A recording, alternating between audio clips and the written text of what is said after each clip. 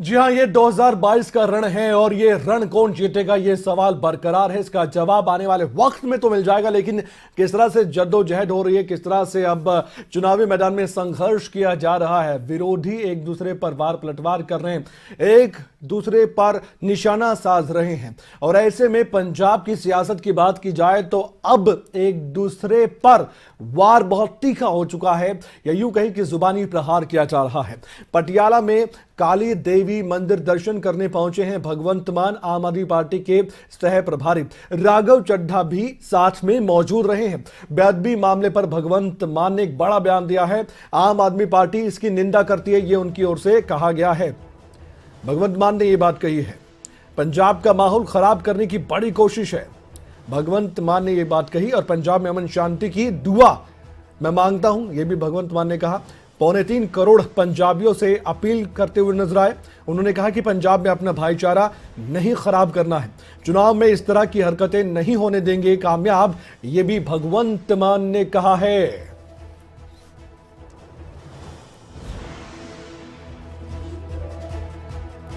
तो भगवंत मान लगातार निशाना साध रहे हैं पंजाब की कांग्रेस सरकार पर, मुख्यमंत्री चन्नी पर। साफ तौर पर देखा जा रहा है कि अब जो एक जुबानी धार है वो काफी तेज हो गई है, कई मुद्दों पर घेरा जा रहा है।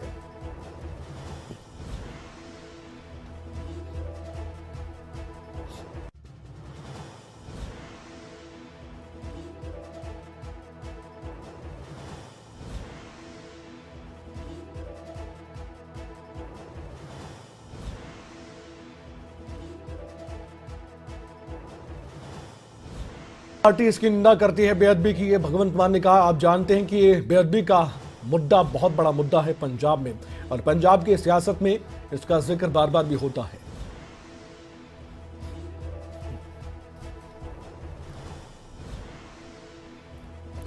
हमारे संवाददाता ग्राउंड रियलिटी आपको बताएंगे किन मुद्दों पर अब वार पलटवार हो रहा है, इसके बारे में भी हम जरूर बात करेंगे। लेकिन फिलहाल इस खबर पर ज्यादा जानकारी के लिए हमारे साथ गुलशन ग्रोवर जुड़ चुके हैं, जो कि संगरूर से सीधे हमारे साथ बातचीत करेंगे। गुलशन, देखा जा रहा है पूरे तरीके से कि अब बेअदबी का मुद्दा फिर से पंजाब की सियासत में छाया हुआ है। ऐसे में भगवंत मान ने एक बार फिर से निशाना साधा है और यह भी कहा है कि 3 करोड़ जनता पंजाब की, उनसे मैं अपील करता हूं कि माहौल खराब नहीं होने देना है। क्या लगता है आपको, यह बड़ा मुद्दा अपने आप में उठाया जा रहा है राजनीतिक पार्टी के नेताओं की ओर से?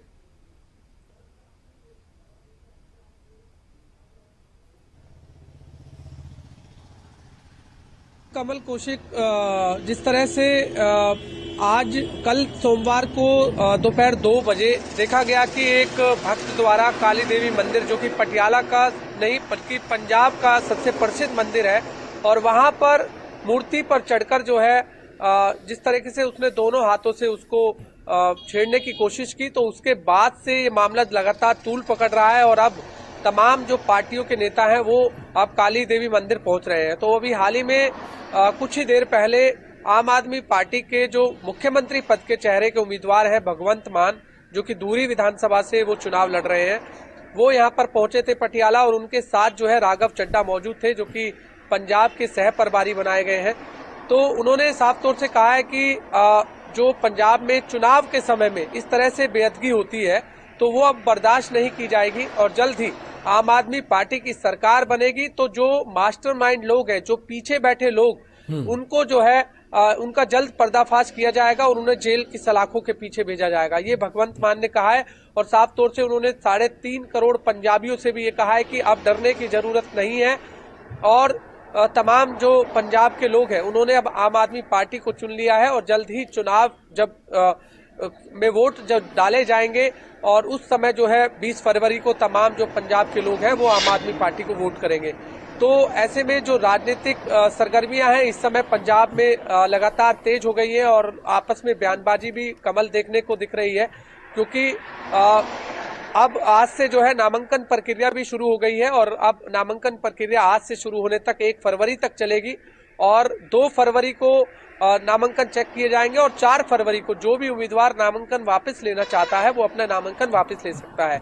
धूरी विधानसभा की बात करें तो संगरूर लोकसभा का हिस्सा है धूरी विधानसभा, जो कि भगवंत मान हालांकि मेंबर ऑफ पार्लियामेंट भी है संगरूर लोकसभा से और धुरी विधानसभा से वो चुनाव लड़ रहे हैं। और अगर बात की जाए तो वहां पर कांग्रेस के विधायक इस समय गोल्डी हैं, जो कि लगभग पिछले विधानसभा चुनाव में 1200 वोटों से वो जीते थे। तो सबसे सेफ सीट जो है वो धुरी विधानसभा मानी जा रही है भगवंत मान के लिए। तो इसलिए उन्होंने भगवंत मान ने धुरी विधानसभा को चुना। और हालांकि प्रकाश चंद गर्ग जो है अकाली दल से हैं और अभी तक जो भाजपा है और साथ में पंजाब लोक कांग्रेस है और शिरोमणि अकाली है, उन्होंने अभी अपना कैंडिडेट वहां से नहीं चुना है। अब डिसाइड होगा कि तीसरा उनकी तरफ से कौन सा कैंडिडेट वहां पर आता है। तो बेहद दिलचस्प इस समय चुनाव चल रहा है पंजाब में और तमाम जो लोग हैं वो भी इस समय हम देख रहे हैं कि इस चुनावी माहौल में बातचीत करते हुए नजर आते हैं। और अब जिस तरह से हाल ही में जो अब पटियाला वाला जो काली देवी मंदिर में एक भक्त द्वारा जो एक मंदिर में जिस तरह से बेअदगी की गई और उसके बाद और मामला अब तूल पकड़ रहा है, तो लगातार जितने भी पंजाब के नेता हैं, चाहे वो कांग्रेस की बात करें या आम आदमी पार्टी से बात करें या फिर अन्य दलों की बात करें, वो लगातार पहुंच रहे हैं। और हिंदू संगठन के जो लोग हैं वो इस समय काली देवी मंदिर में बाहर बैठे हुए हैं और अब वो मांग कर रहे हैं कि इसके पीछे जो भी राजनीतिक खुलासा है वो जल्द होना चाहिए। और अब जो प्रशासन ने 48 घंटे का यहाँ पर समय मांगा है कि 48 घंटे का हमें समय दिया जाए, जो भी ये शख्स है अगर इसने किस तरह से किया है, क्योंकि अभी मामला हालांकि पुलिस ने उस व्यक्ति को गिरफ्तार जरूर कर लिया है और फिलहाल जांच की जा रही है कि आखिरकार वो व्यक्ति जो है जिसने इस तरह से बेअदबी की है क्या वो मंदबुद्धि तो नहीं है, इस बात की भी अभी जांच की जा रही है। तो ऐसे में अब देखना होगा कि आखिरकार मामला क्या तूल पकड़ता है। लेकिन भगवंत मान ने साफ कर दिया है कि ऐसे बेअदबी करने वाले जो पीछे मास्टरमाइंड के लोग हैं उन्हें बख्शा नहीं जाएगा। जल्द ही सरकार आने पर आम आदमी पार्टी की उन लोगों को जेल की सलाखों के पीछे भेजा जाएगा। जी बिल्कुल ठीक कहा आपने कि अब पूरी तरीके से नेताओं का अब इस मंदिर में जाना शुरू हो गया है और भगवंत मान और राघव चड्ढा ने क्या कुछ कहा वो सबसे पहले सुनवाते हैं दर्शकों को, उसके बाद जितेंद्र चौधरी के पास भी दर्शकों लिए चलेंगे कुछ और जानकारी के साथ। मैं बस दो चीजें कहना चाहता हूं। पहली चीज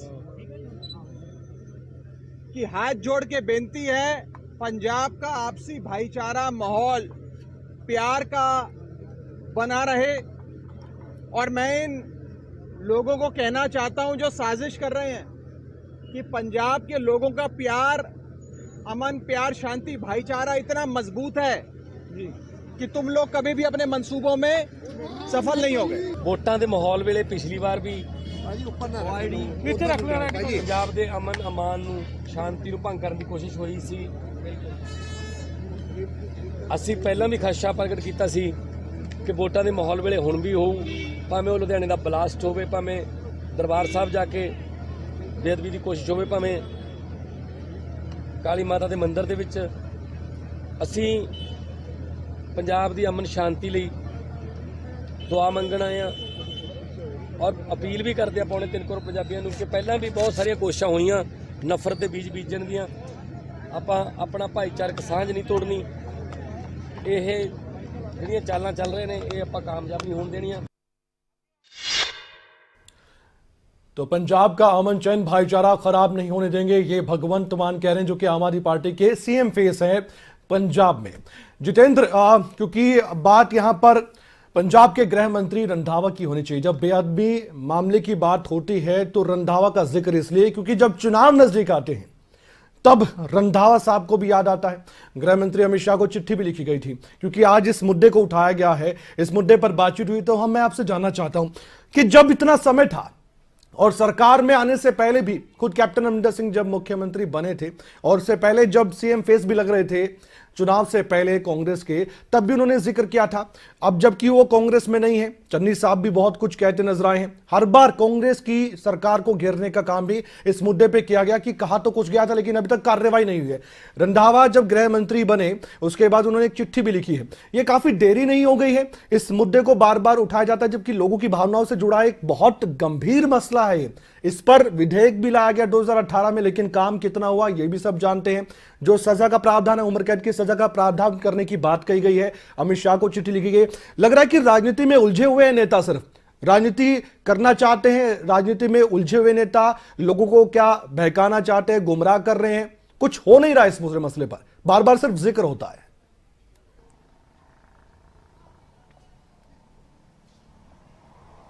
देखिए बिल्कुल कमल, अगर हम बात करें, जहां तक आपने जिस तरीके से सुखजिंदर रंधावा की बात करी, चूंकि हम अमृतसर में हैं और अमृतसर के अंदर भी हमने देखा था किस तरीके से समूचे पंजाब के अंदर पिछले 111 दिन की सरकार का दावा जो मौजूदा जो कांग्रेस की सरकार है उसकी तरफ से किया जा रहा है, उसमें अगर हम बात करें 3 से के आसपास जो घटनाएं हैं वो बेअदबी की हो चुकी हैं।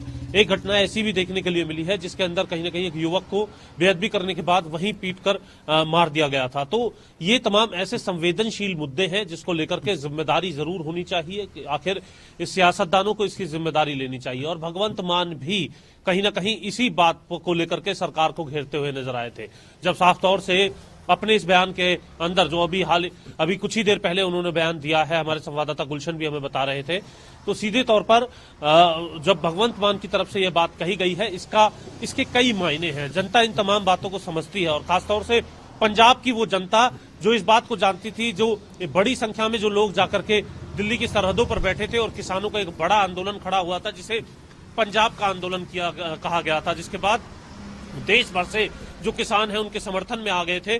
और लगातार भाजपा के नेताओं की तरफ से भी ये कहा जा रहा था कि ऐसा नहीं होगा, कानून वापस नहीं होंगे, लेकिन पंजाब की जनता ने अपनी जागरूकता दिखाई और कहीं ना कहीं प्रधानमंत्री ने खुद आकर के इस बात को माना कि वे तीनों कानूनों को वापस ले रहे हैं और कहीं ना कहीं उनके समझाने में कोई चूक रही है।